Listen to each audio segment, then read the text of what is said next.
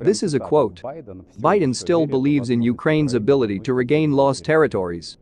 Blessed is he who believes.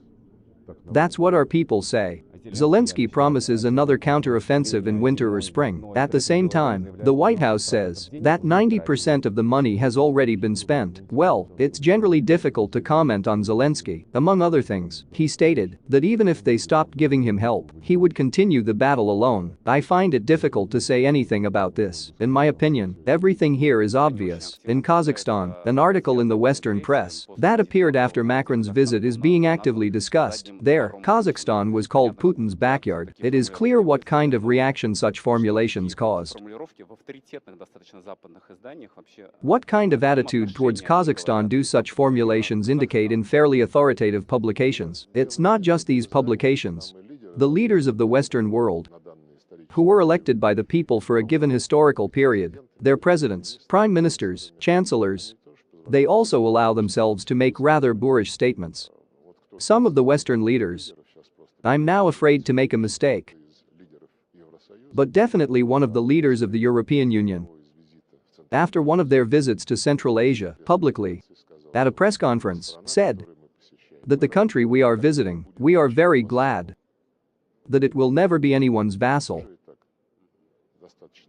This is also quite brazen for diplomatic language, so the European Union does not hide its intentions to restrain us in every possible way, to push us out of Central Asia and Transcaucasia. They won't succeed. We are here historically, and we won't disappear anywhere.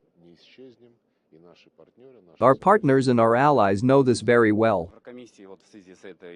In connection with this activation about the European Union and about Ukraine, a certain source said that the West will demand that Ukraine put things in order with discrimination against national minorities, but they do not care about the Russian language at all. When they passed this anti-minority legislation, there was an uproar in the European Union. This was a few years ago, quite a long time ago. They corrected this legislation and said that all this does not apply to the languages of the European Union. Judge for yourself. We then spoke with the Hungarians and other members of the European Union who have compatriots living in Ukraine, and we expressed a hope that they would fight for rights not only for their languages and for their cultures, but that they would defend all the principles of international law concerning national minorities.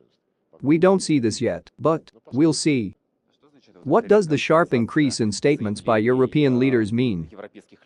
That Ukraine urgently needs to be admitted to the European Union? This is a mystery to me, because it is mainly Ursula von der Leyen who says this. They are preparing some recommendations, but they themselves admit that Ukraine has not fulfilled a significant part of the criteria, and Ukraine, through the mouth of Kuleba, declares that they do not need these criteria, that they must be accepted without any conditions. I have a very hard time accepting all this. It seems to me that this is a game. This is a continuation of the line that the European Union followed after the disappearance of the Soviet Union. At that time, all criteria were rejected. Purely political expediency was at the basis of the decisions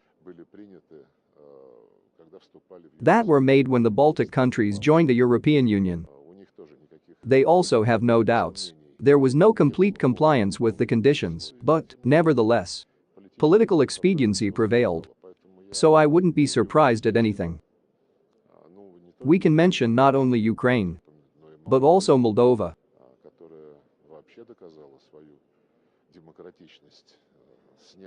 which proved its democracy by removing an entire party from local elections and closing a dozen print media that tried to be objective. But they accused them of working for the opposition. Therefore, the European Union has long become an incomprehensible association, an incomprehensible entity for me, due to the fact that they are starting negotiations, as they said, of course. If the member countries agree with the recommendations of the European Commission on the accession of Ukraine and Moldova, and the same Serbia and the same Turkey, who have been standing in line for decades, are also asking questions, but Turkey, in my opinion, has already made a decision for itself that it no longer wants to engage in this futile and useless business. But Serbia still confirms and wants, so. Just the other day the Serbs asked not to forget about them when they accept Ukraine and Moldova, when they begin negotiations about this. And in response from Brussels it was said that you must first join the anti-Russian sanctions. This is such an economic union. This is how it was created and this is how they advertised it. And as which it attracted more and more people who wanted to join it. Now this is a purely geopolitical exercise. You should give up on Kosovo. So they tell Vučić. You should support anti-Russian sanctions. And then they will think. Dear comrades, dear veterans, I cordially congratulate you on the Day of Internal Affairs Officer. Today we honor true professionals, people who guard law and order, who protect the rights of our citizens and stability in society, who, despite the danger and risk, come to the rescue in the most difficult, often emergency situations. We are proud of the best employees of the Ministry of Internal Affairs, who have always been at the forefront of the fight against crime and arbitrariness, who, with their determination, courage and competence, strengthened the authority of the internal affairs bodies, which laid their legendary traditions. On this holiday, we always remember with special warmth the many generations of law enforcement soldiers. We thank the veterans for their conscientious and honest service in peacetime and war, for raising a worthy replacement.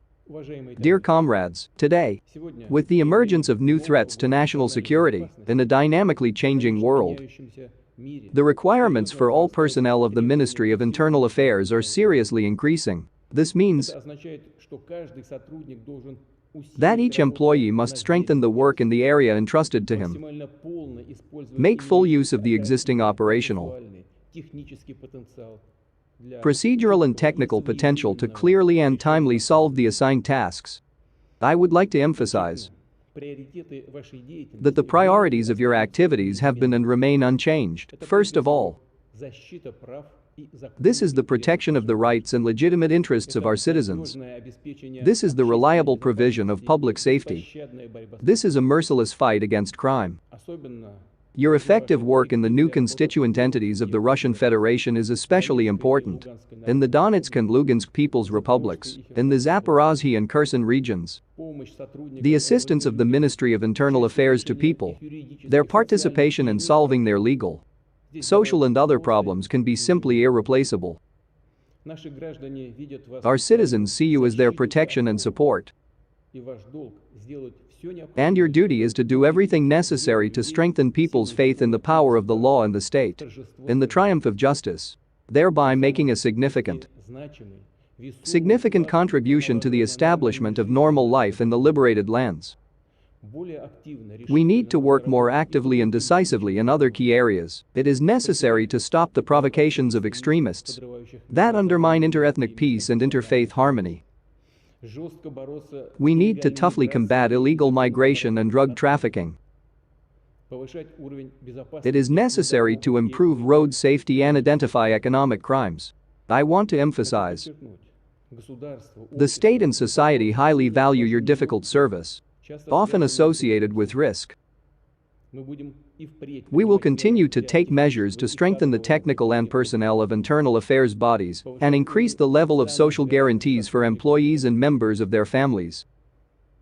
Today I want to thank the leadership and personnel of the Ministry of Internal Affairs, the civilian personnel of this department for their clear and competent work, for the courage and heroism shown by the employees of the Ministry of Internal Affairs during a special military operation. I am confident that you will continue to professionally and responsibly solve all assigned tasks, serve the fatherland honestly and devotedly, and strengthen the authority of the service.